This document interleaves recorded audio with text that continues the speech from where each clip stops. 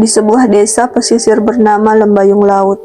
Penduduknya sejak lama hidup berdampingan dengan ombak yang tenang dan angin asin yang terus berubah arah. Namun ada satu aturan yang tidak pernah dilanggar oleh siapapun, terutama oleh para nelayan yang turun melaut saat malam datang. Aturan itu sederhana namun tegas. Tidak boleh ada yang berhenti di karang hitam saat bulan memuncak bulat.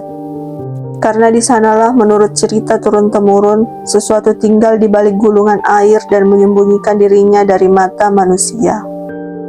Pada suatu malam ketika bulan tampak sebesar mata raksasa di langit, seorang nelayan muda bernama Ardan memutuskan untuk melaut lebih jauh. Ia membutuhkan tangkapan besar untuk melunasi hutang dan tidak menghiraukan desas-desus tentang karang hitam. Laut malam itu tampak terlalu tenang, seolah menyembunyikan sesuatu. Air seperti kaca gelap yang memantulkan bentuk bulan, dan angin tidak bergerak sama sekali. Sampai akhirnya, ketika perahunya memasuki wilayah yang lebih dalam, suara serupa nyanyian mulai terdengar. Suara itu datang dari kejauhan, halus, nyaris seperti hembusan angin, namun terlalu berirama untuk disebut suara alam. Seperti suara perempuan yang bernada rendah, seolah memanggil dari balik tirai gelap di permukaan laut. Meski awalnya terdengar samar, semakin lama semakin jelas, dan suara itu tidak terdengar seperti manusia. Nada-nadanya ganjil, panjang, dan berlapis-lapis. Seakan-akan ada banyak mulut yang bernyanyi dalam satu tubuh. Ardan merasakan tubuhnya merinding, namun perahunya tiba-tiba bergerak sendiri mengikuti arus yang hanya terjadi di sekelilingnya. Arus itu mengarahkannya ke sebuah formasi karang yang menjulang dari laut, karang hitam yang selama ini ia dengar dalam cerita. Karang itu tampak seperti tulang belulang raksasa yang membeku di tengah samudra, dengan permukaan berkilau licin seperti batu obsidian. Langit mendadak diselimuti kabut laut, dan suara nyanyian itu berubah menjadi gema berlapis-lapis yang terdengar dari segala arah. Ardan menurunkan jaringnya dengan tangan bergetar, berharap dapat menangkap setidaknya seekor ikan. Namun yang ia dapatkan bukan ikan, melainkan sehelai sisik besar berwarna hitam mengkilap seperti batu mulia. Sisik itu memantulkan cahaya bulan dalam pola yang tidak wajar, seakan berdenyut seperti jantung makhluk hidup. Tiba-tiba permukaan air bergetar. Dari bawah perahu, sesuatu berenang memutari, bergerak lambat namun terasa sangat besar. Ardan tidak bisa melihat wujudnya, hanya bayangan panjang dengan ekor yang meruncing tajam dan kulit gelap seperti sisik yang ia temukan. Lalu, permukaan laut pecah, sebuah wujud muncul dari kedalaman, seorang makhluk berwajah perempuan namun terlalu pucat, terlalu simetris, dengan mata besar yang berkilau tajam seperti mata ikan pemangsa.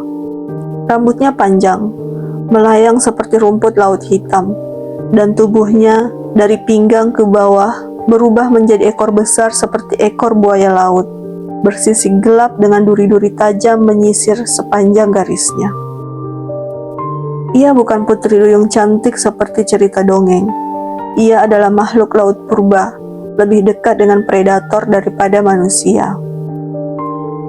Makhluk itu naik perlahan, menatap Ardan tanpa berkedip, seakan mempelajari bentuk tubuhnya.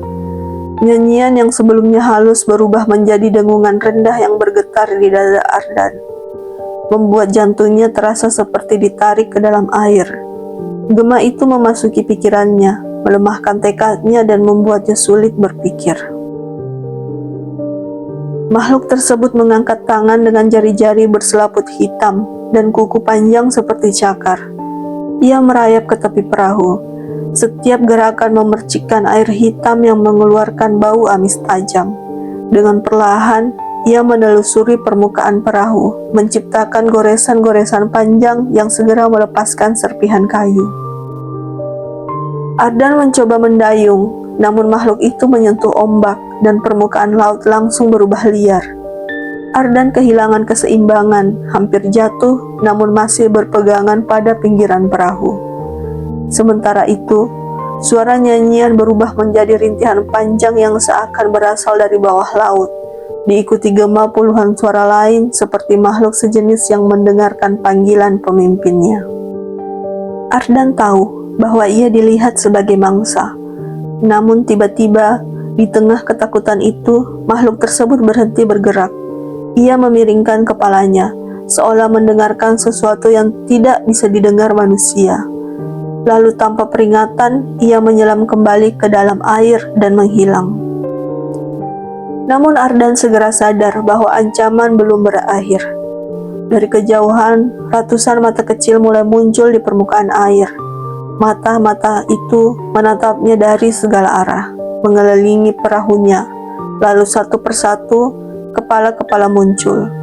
Makhluk-makhluk serupa, namun lebih kecil, dengan wajah deformasi yang tampak seperti perpaduan manusia dan ikan laut dalam. Mereka bergerak mendekat perlahan dan mengepung perahu Ardan.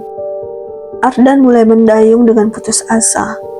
Namun semakin ia berjuang, semakin perahunya diguncang dari bawah. Makhluk-makhluk itu menabrak lambung perahu, mencakar dan menarik-narik jaring dengan kekuatan yang tidak normal. Ardan mengetahui bahwa jika perahu terbalik, ia tidak akan pernah kembali ke permukaan. Ketika ia mendayung menuju arah yang ia yakini menuju desa, suara nyanyian kembali terdengar, lebih kuat, lebih dekat, dan kali ini suaranya membuat air di sekitar perahu bergolak. Ardan melihat di sekelilingnya, dan dari balik kabut, makhluk utama muncul kembali. Kali ini ia tidak sendirian. 6 makhluk serupa berenang di sampingnya, membawa kilau sisik hitam dan ekor berduri yang terangkat di permukaan. Makhluk itu bergerak cepat mengejar perahu, menciptakan gelombang tinggi yang mendorongnya semakin jauh dari daratan.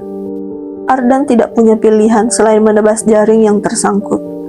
Ketika jaring itu jatuh ke laut, makhluk-makhluk kecil langsung menerkamnya, seolah mengira itu adalah mangsa. Kesempatan itu membuat Ardan mempercepat kayuhan.